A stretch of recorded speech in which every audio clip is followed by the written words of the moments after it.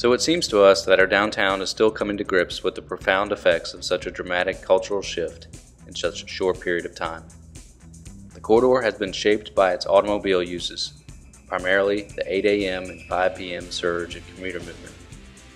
The northern edge of the 4th Street corridor from US 27 to Georgia Avenue is in a very bleak state. In these 8 blocks consisting of over 2,000 linear feet of frontage, there are 5 buildings occupying only 30% of that edge. And of those 5 buildings, there are only 2 doors fronting 4th Street. This indicates much about our community's regard for the corridor as a whole. Our city has turned away from the civic corridor that is our symbolic first impression and connects us to the world beyond. Let's begin to discuss the corridor in terms of urban design, the language of cities.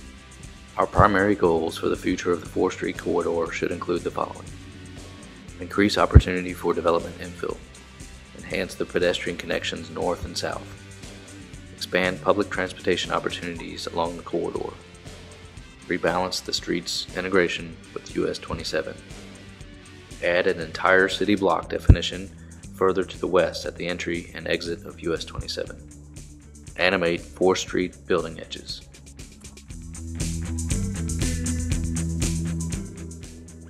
Let's now begin to take a tour along 4th Street corridor from Market Street to Cameron Hill, stopping to view the existing conditions and our proposed improvements needed to meet these goals. We'll do this through a 3D district model that we created to help understand building scale, form, and placement. In each one of these images, we'll orient the district to the north at the top of the screen and to the east to the right.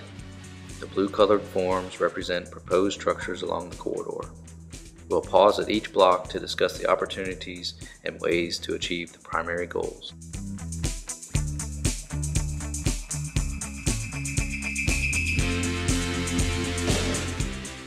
This illustrative plan depicts our 4th Street corridor from Market Street on the right to Chestnut Street on the left. These blocks hold vital opportunities to increase the activity along the corridor and enhance north-south pedestrian connectivity. Let's look at our first block to the east, on the right-hand side of the screen. This portion of the corridor is flanked by 2 parcels that stretch the 200 feet east and west between Market and Broad. These parcels hold an enormous opportunity to reorient the commercial core to the 4th Street district. We recognize the difficulty in achieving a development with several public frontages. These parcels hold 2 highly visible corners on our most commercial intensive addresses, Market and Broad. The proposed changes to the public realm in this block include enhancing the median with more intensive understory landscaping, adding off-peak hour parallel parking at each side of the street. Currently, at noon on this corridor, there is a higher demand for convenience parking than commuter through traffic. Curbside parking and medians help pedestrians manage longer street crossings with established safe zones. Let's hit the street for an on-ground look and a candid opinion.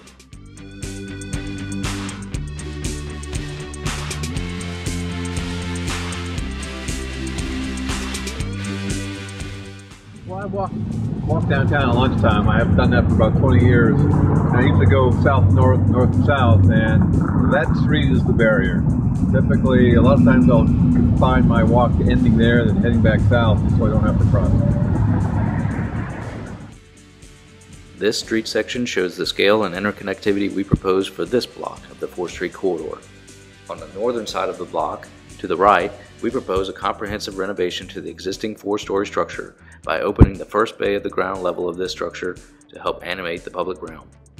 On the south end of this block, to the left, as the city matures and real estate values continue to command higher intensity use, we recommend the development of a bit larger stature.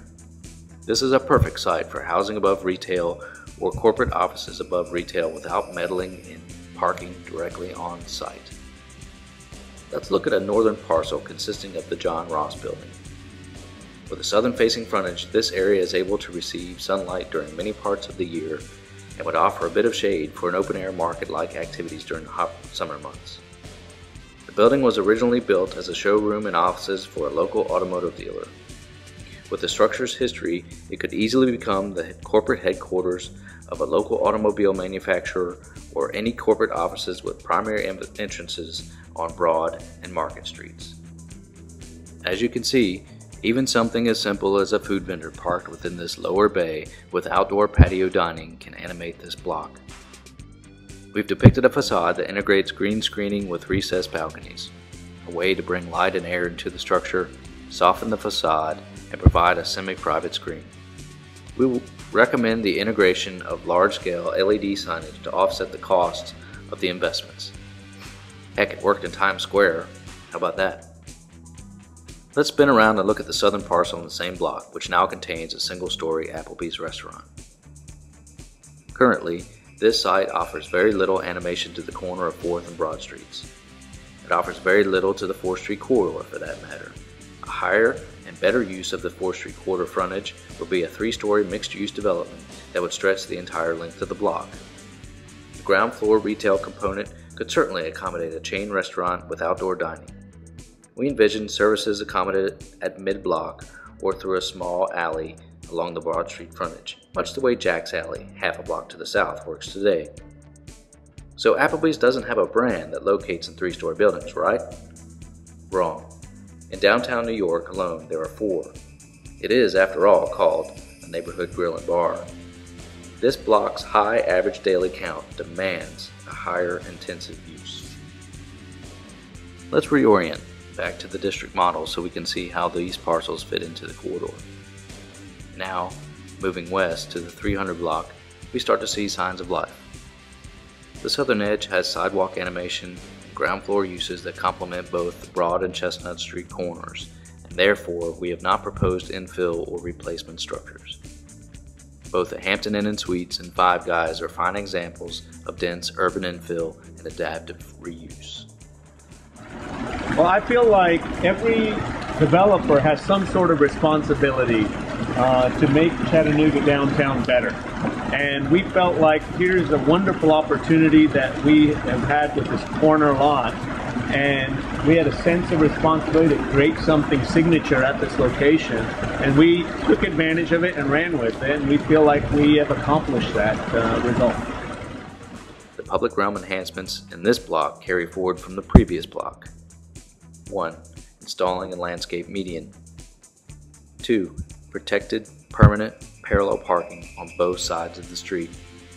It is vital to reduce a pedestrian crossing width as well as demarcating safe crossing zones. This block sees the most pedestrian crossings from families with strollers, hotel guests, and employees of local businesses.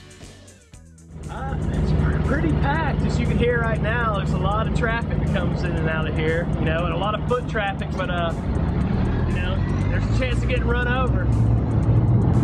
I agree. I think it's really busy. I mean, I know it's lunchtime, but there's a lot of cars, a lot of traffic going around. Light doesn't give you very much time to get across the street. You're kind of running. You have a lot of people coming to the museum with strollers, and they're running some strollers across the road. I think it's pretty busy, and I see a lot of accidents here. With all the activities that go on, throughout the year, it just seems like they would want to focus on the pedestrians just as much as they are the traffic coming through.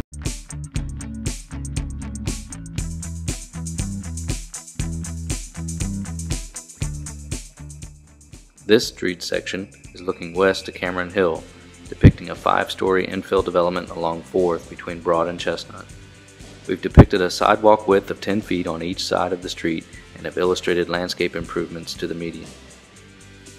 This vacant out parcel on the northern edge now sits as a remnant of the Majestic 12 development. This parcel is a vital 240-foot frontage of the 4th Street corridor. The most important concerns for this parcel are urban scale and massing. This rendered image, looking toward the corner of 4th and Broad, clearly illustrates the dramatic impact a 5 to 7-story structure, possibly a boutique hotel, could have on this site. Infill opportunity on this block is best accomplished in an east-west fashion with a thin development with plenty of access to natural light. The 5 center bays of the structure, facing south to 4th Street, recess to accommodate outdoor dining or similar sidewalk animation. The upper floors are guest rooms, depicted here with small balconies and movable screens which animate the entire facade. Again, due to the southern-facing site orientation, we've depicted the opportunity to integrate a solar array into the building facade. Now let's spin around to take a look at the west at the corner of 4th and Chestnut. This view clearly shows the need for activity on this edge.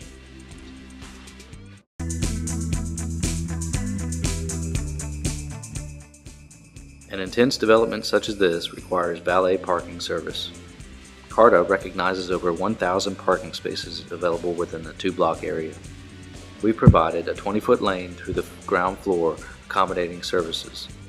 This is a dynamic yet straightforward contemporary infill development that would continue to contribute to the street animation and 24-hour activity in the district.